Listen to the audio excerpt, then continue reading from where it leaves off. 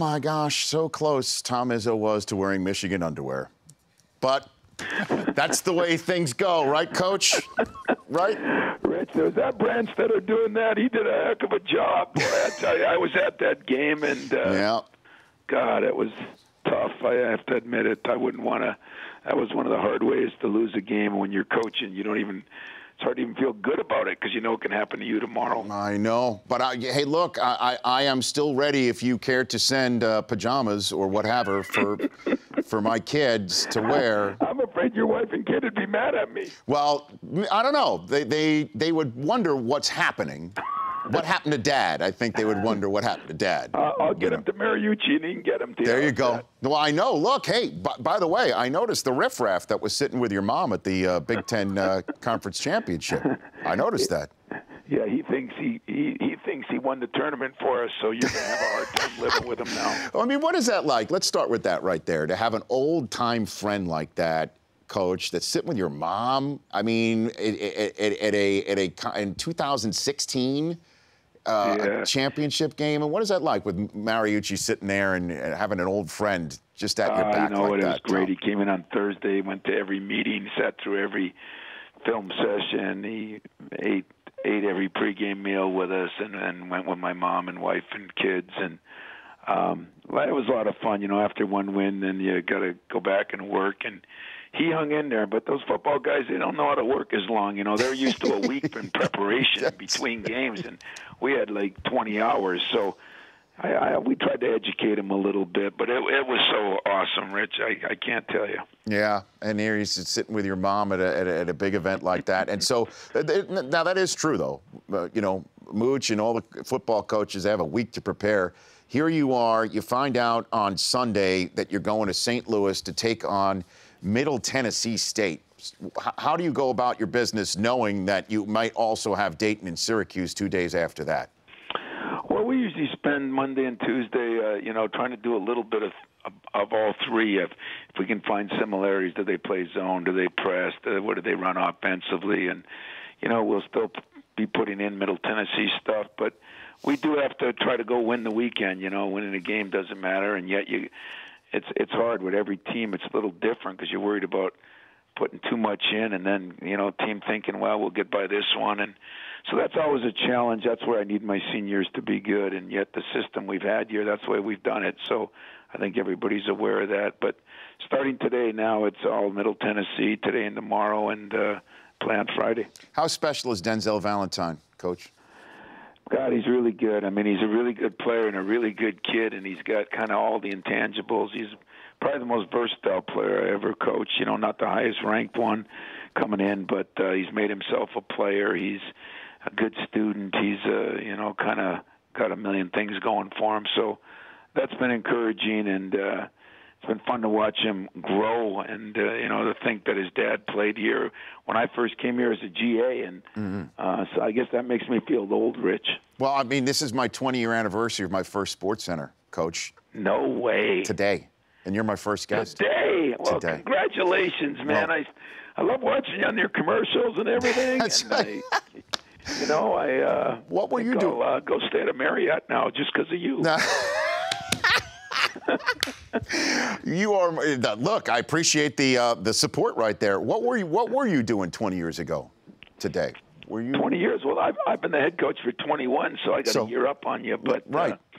The '96 tournament. To survive that first year. We were like 16-16, and people were wondering why I got hired. So I was probably hiding in a corner right about now, getting through my first year and just kind of figuring out what I was in for. How's that? I mean, the shoes you were filling, too, with Judd Heathcote. Judd, yeah. I mean, that was hard because this is, after the next week or two, it's banquet time, banquet tour time, and I could never hang with Judd on that. He was the greatest joke teller and banquet speaker known to man. So that was tough the first couple of years. I have Michigan State head coach Tom Izzo here on the Rich Eisen Show. Just reading up on Denzel Valentine also. The name Magic Johnson's getting thrown out there, Coach. Have you? Well, you know what I say.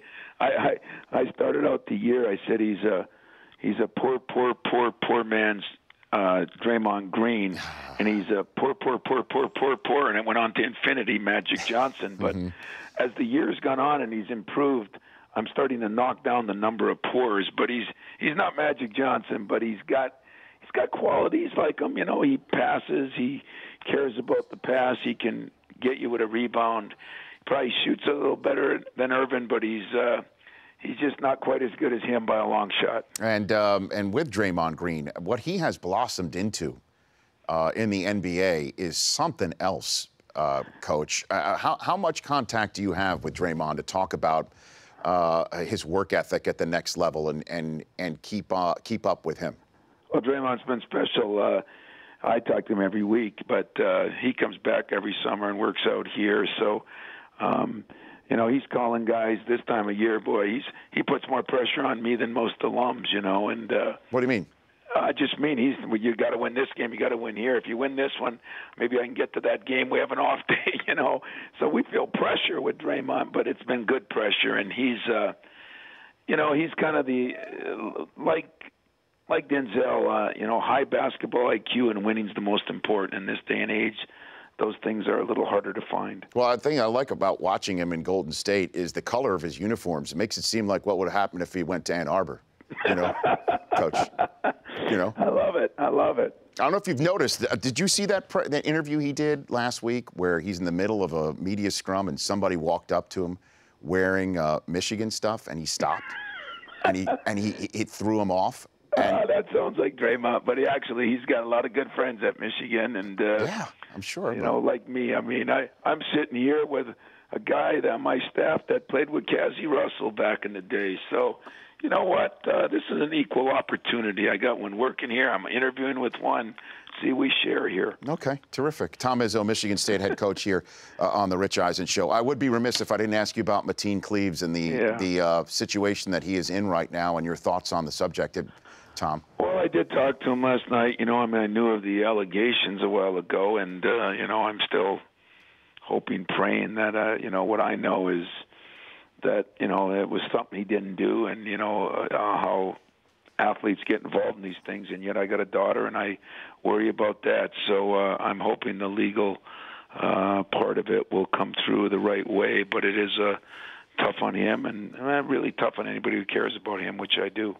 And we did see that your team, obviously, he was part of the Flint Stones era, and we noticed your team went to Flint recently. I guess last month, early February, you went there. What can you tell folks who are listening and watching this show about what that experience was like and what is going on in Flint right now?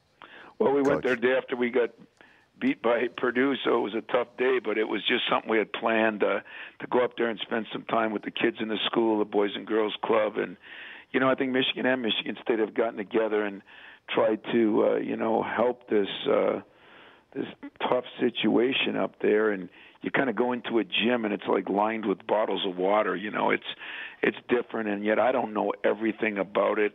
When the season's over, I do plan on going back up there, and it's not just because of the guys I coach, but it's a city in our state that is, you know, going through a tough time, and I think all of us should kind of jump in on that. And I just hope that it gets straightened out. You know, in the political world, there's he says, she says. All I care about is do those kids get back and get the water right, and we're a better place for it. So I wish I knew more about it, Rich, but I know that it's not a great situation. Yeah, sure. You're getting set again for another NCAA tournament, Coach. You've made 7 Final Four appearances after another Big Ten Conference championship win for yourself. The question that people keep asking is, how do you keep doing it? So I'll ask you again, how do you keep doing it, I got a good Coach? staff, and some of them have been here.